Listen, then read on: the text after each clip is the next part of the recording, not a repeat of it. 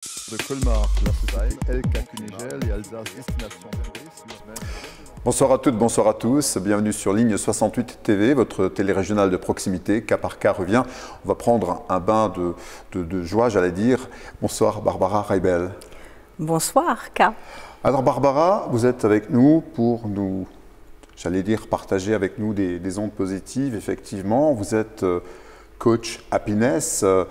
On va peut-être commencer par ça. C'est quoi un coach happiness?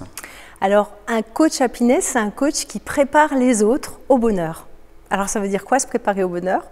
Ça veut dire, quand les coachés viennent me voir, je les aide à vaincre leur peur, à enlever tous ces obstacles qui font qu'ils n'osent pas aller de l'avant, qu'ils n'osent pas réaliser leurs projets.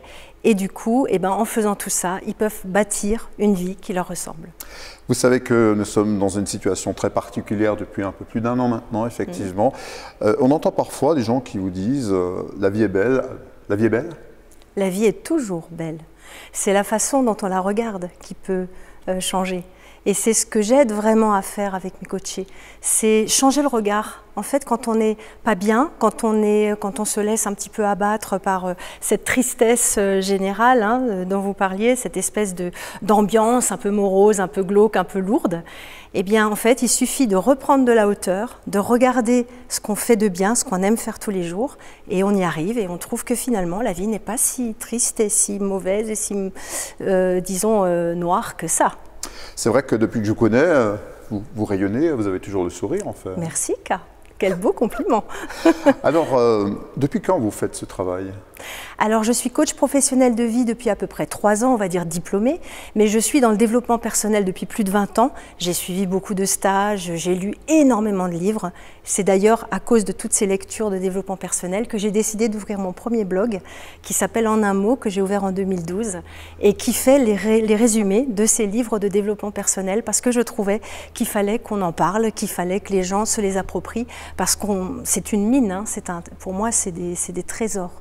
Tout ce qu'on apprend dans les bouquins. Alors justement, et tout ce qu'on apprend sur les personnes en 20 ans, effectivement, d'analyse, de personnalité, chaque personne est différente. Tout à fait. Tout à fait. Mais vous savez, le coaching, beaucoup de gens pensent qu'on est un petit peu une espèce de gourou, qu'on va dire à l'autre ce qu'il doit faire, comment il doit le faire, qu'on va porter des jugements. Or, en fait, le coach est normalement en posture très humble. On appelle ça une posture basse. Donc, il est là pour écouter. Donc ma principale préoccupation quand je reçois un coaché ou une coachée, c'est de l'écouter. Et le simple fait pour la personne d'être entendue, on parlait de l'écoute active tout à l'heure, le simple fait d'être entendue, d'avoir un espèce d'écho face à elle, ça va lui permettre déjà de sortir de son limbique tous les problèmes, de s'en dépatouiller un peu, de les démêler, on va dire, et à partir de là, elle va commencer à pouvoir avancer sur son chemin de vie, mettre en place ce qui lui plaît, ce qui lui convient et ce qui va lui permettre de s'épanouir. Alors, il y a l'écoute. L'écoute active, ça veut dire qu'on est acteur de l'écoute. Absolument. C'est plus fort que l'écoute. C'est ça. On écoute par tous les sens. On écoute avec, bien sûr, les oreilles, c'est évident, mais on écoute aussi avec les yeux. Parce que là, quand vous me parlez, K, il y a beaucoup de choses que vous me dites sans me le dire. Il y a votre langage gestuel, il y a l'intonation de votre voix. Elle est modulée, elle n'est pas modulée, elle est basse, elle est haute, etc. Tout ça, ce sont des informations que nous captons en permanence. On sait aujourd'hui que 95% d'une information n'est pas communiquée par les mots, elle est communiquée par tout ce qui est autour. Et c'est pour ça que c'est très difficile en ce moment, avec toutes ces visioconférences et toutes ces choses qu'on a à distance, parce qu'on perd ce langage. On n'a plus que la voix, on perd toute la signalétique corporelle, tout ce body language, disent les Anglais, qui nous permettait à nous, humains, de nous raccorder à l'autre, de nous connecter, de comprendre des choses sans même qu'il ou qu'elle nous le dise. Donc voilà, l'écoute active, c'est tout ça. Et puis, c'est surtout se taire, se taire. Et ça, c'est un des plus beaux cadeaux qu'on puisse faire à quelqu'un. C'est l'écouter sans parler pendant peut-être que quelques minutes, ça ne doit pas être très long, mais l'écouter sans parler en étant simplement récepteur de ce qu'il ou elle a à nous dire. Ça, c'est un très beau cadeau. Et comme le disait le Dalai Lama, quand on écoute, on apprend. Absolument, alors que quand on parle, on ne peut que répéter ce qu'on sait déjà. Alors, depuis un an, qu'est-ce que vous avez constaté sur les sujets ou les patients ou les clients que vous traitez? Alors, le sujet qui est le plus difficile actuellement pour les gens, c'est avec cette invasion du télétravail, cette obligation du télétravail, c'est l'équilibre vie pro, vie perso qui est à mal. Ça, c'est vraiment la première demande qui m'est faite. J'ai récemment tenu une masterclass pour LVMH qui m'ont demandé d'intervenir là-dessus. Et c'est vrai que l'équilibre vie pro et vie perso est devenu difficile. Pourquoi? Parce que normalement, on allait travailler dans un endroit désigné. Physique. Et aujourd'hui, tout est sous le même toit. Alors comment voulez-vous que votre cerveau il fasse la différence entre les moments où je travaille et les moments où je me repose?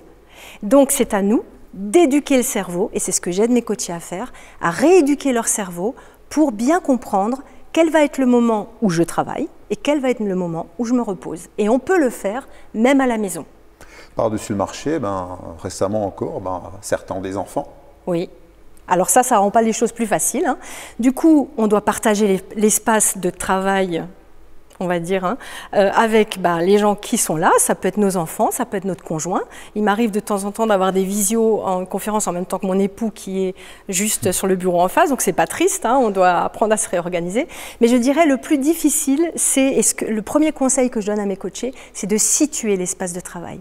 C'est ça le plus important. Alors moi, je suis auto-entrepreneur depuis plus de 20 ans. Donc c'est la première chose que j'ai faite. J'ai prévu un bureau dans ma maison, dans mon domicile. Mais pour les personnes qui se sont vues en télétravail du jour au lendemain et qui n'ont pas forcément choisi, c'est quand même le cas de la majorité des gens, ils se retrouvent à ne pas trop savoir comment faire. Je donne également des cours à des étudiants qui trouvent que c'est une bonne idée de travailler assis sur leur lit. Et je leur dis toujours, non, le lit n'est pas fait pour travailler. Et ça, même si vous le savez, le cerveau, il ne le sait pas. Alors, quand quelqu'un vient vous voir, combien de temps vous l'accompagnez? Alors, ça dépend vraiment de la personne. Le but du coaching, c'est l'autonomie. On recherche l'autonomie. On ne recherche pas du tout à avoir une clientèle captive, à garder les gens à un certain nombre de séances. Pour donner un ordre de grandeur quand même à ceux qui nous regardent, je dirais entre 6 et 10 séances maximum. Voilà, à peu près. Et vous changez leur vie d'une façon ou d'une autre? Alors moi, je ne change rien. C'est eux qui changent. Oui, il faut qu'ils s'impliquent quand même. Ça vient toujours, le coaching vient toujours d'une démarche de la personne. C'est elle qui doit avoir envie de changer. Je leur propose des outils, je leur propose une écoute bienveillante, hein, donc hors jugement. C'est une écoute qui n'est pas jugement, c'est une écoute neutre. Et bien entendu, je reformule avec les questions puissantes du coaching pour que la personne avance sur son propre chemin. Et puis, quand elle estime qu'elle a obtenu ce qu'il lui fallait, elle s'en va. Parfois, les séances ne durent que 3 ou 4 fois parce qu'elle estime que c'est bon. Elle a compris, elle peut continuer le bout de chemin un peu plus loin avec quelqu'un d'autre ou sans personne. Vous êtes donc auteure, blogueuse et donc écrivaine. Hein. Qu'est-ce que vous avez écrit exactement? Alors, j'ai d'abord commencé par des livres en auto-édition. C'était les 52 nuances de vie. Donc, c'était un billet par semaine. Donc, sur les 52 semaines d'une année, j'avais commencé avec la saison 1, saison 2, saison 3, je suis allée jusqu'à la 4. Donc, ça, c'était, on va dire, des livres humoristiques qui me plaisaient beaucoup. Moi, j'appelle ça une sorte de catharsis, hein, parce que ça raconte l'histoire d'une digital mother avec son homme et ses 3 enfants. Et puis, c'est un peu moi, mais c'est quand même pas tout à fait moi, donc ça me permettait de coucher sur papier un petit peu toutes mes frustrations, mais voilà, tout ce qui était difficile dans ma vie. Donc j'ai vraiment beaucoup aimé cette série et j'espère toujours un jour avoir le temps de la continuer. Et puis après, j'ai été contactée par un éditeur pour Happiness Factory, qui par contre là, c'est un livre de coaching, plutôt d'auto-coaching, puisque ça donne des pistes pour se réinventer sur 28 jours. Donc il y a des petits exercices à faire tous les jours, toujours des choses très faciles qui durent moins de 15 minutes, parce que je sais très bien que les gens ont très peu de temps. Et donc voilà, on peut de cette façon-là se lancer un challenge pour réenchanter sa vie. Actuellement, vous travaillez sur quoi ? Alors actuellement, ce qui me prend beaucoup de temps, c'est les masterclass que je propose aux entreprises qui sont sur l'équilibre vie pro, vie perso. C'est vraiment la grande demande du moment. Donc je mets toute mon attention là-dessus. J'espère écrire bientôt un livre là-dessus aussi. Et effectivement, comme je disais, quand les gens viennent me voir là-dessus, on travaille la façon dont ils vont... Parce que, je fais une parenthèse, le télétravail, il va rester.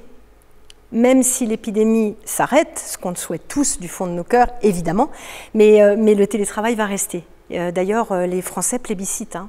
quelques journées de télétravail. Donc, on va devoir tous se réadapter à cette nouvelle réalité. Et on est adaptable, hein. L'être humain est adaptable, donc ce n'est pas un problème. Mais il va falloir trouver des façons de le faire. Et moi, c'est ça que là-dessus que je travaille le plus, c'est comment situer son lieu de travail, comment cadencer sa journée, comment faire des pauses pour pouvoir vraiment avoir un vrai équilibre de tous les domaines de vie. Pour entrer en relation avec vous, donc on rappelle peut-être le site internet déjà? Oui, alors c'est thehappiness-factory.com. Et je vais terminer par ça, effectivement, le bonheur, il est où, Barbara? Dans le pré. Dans le pré. Il est dans nos cœurs, à nous de le trouver, il est toujours là, il faut juste le trouver.